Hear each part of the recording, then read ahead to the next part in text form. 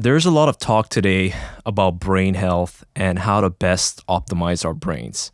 How should I, for example, as a 27-year-old man, do to live my best life? That's a phenomenal question. And yes, I'm happy that we're talking about brain health, not about mental health, because it's a very big distinction. See, everything that's happening to you, how you eat, how you think, how you thrive, how you react, how you feel, how you respond, how your body functions, depends on this little organ between your ears, which is your brain. And your brain decides that and creates all the beliefs, creates all the associations. And your brain health is literally the most important part because if that works well, you will be crazy successful. And this is what, for example, people who play sports do. They optimize their brain health because we know that our brain doesn't know the difference between reality and fiction. And to answer your question, what should you do? Well, first of all, we got to look how much time do you spend outside? That's the first question. If it's under an hour a day, then you're not supporting your brain health. Being outside is a crucial part, 4 to 5 hours a day in the Wow. sun or at least outside. So you can work and take your, working computer outside. That would be a great thing. For men, it is absolutely crucial to exercise and do strengthening exercises, which help you build muscle, but also support your mental health. Mhm. Another thing it's great for men, it is to learn the vocabulary of emotions. And this is something that Stanford studies have found that people, especially men, because that was done on men, that have a small vocabulary to express what they feel, they're usually mainly angry, they're frustrated, and they're pissed off. Those are the three main words that they use. So, what your brain does, because it doesn't have any options, any type of emotion, small or big, it puts in one of those three categories. So, imagine if you have only three things you feel and you permanently name things the same way. I'm pissed off, even if it's, I don't know, your cup is gone and it's in the wrong place, right?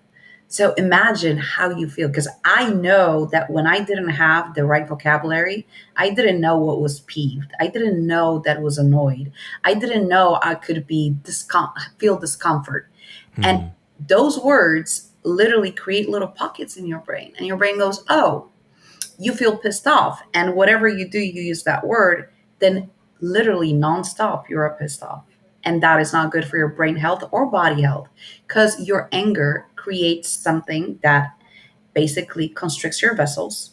You don't get enough oxygen to the brain. You don't get enough nutrients to your brain. So your brain is in a permanent state of anger. And then we wonder, why do men die younger? Well, guess what, guys?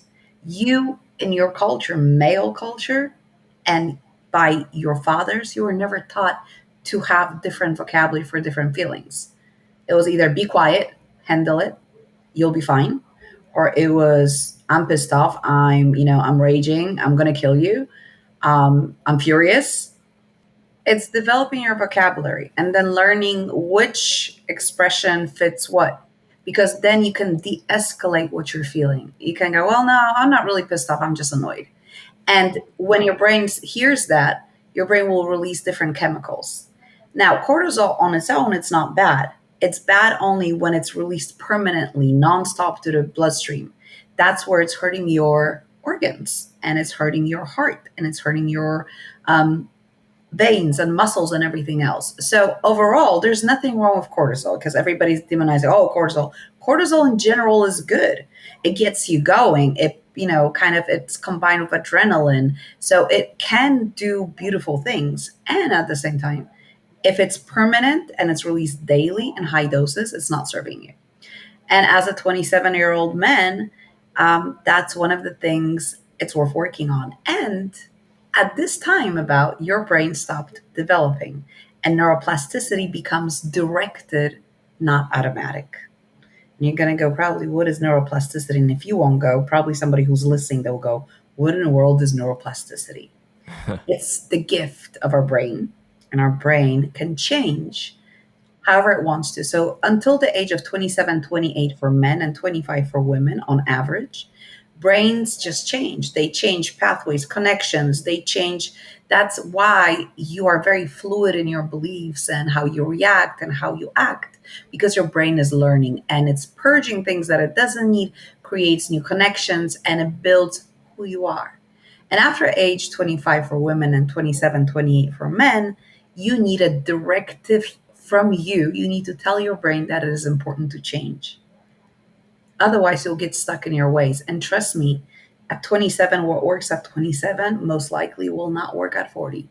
Hmm. So we constantly need to do a self check and go, okay, is that serving me? Is that working for me? Because if it's not, what can I do to make it different? What is that stopping me from, where's the gap where I am and where I want to be? And it doesn't matter if you're a man or a woman. The truth is that the moment you decide to change, you need to also engage in activity. And activity is very different than action. We're taught, I'm a huge proponent of small, consistent change and celebration instead of massive action. And don't get me wrong, if a wolf is chasing you, or white or black bear, we need action. We don't need activity. Activity is not the time for it. We need action. We need to run and save our butt. The thing is that those bears don't chase on daily basis, and action is a natural reaction of you and your body when you're in danger or your world is falling apart. That's when we need action because we need to save ourselves.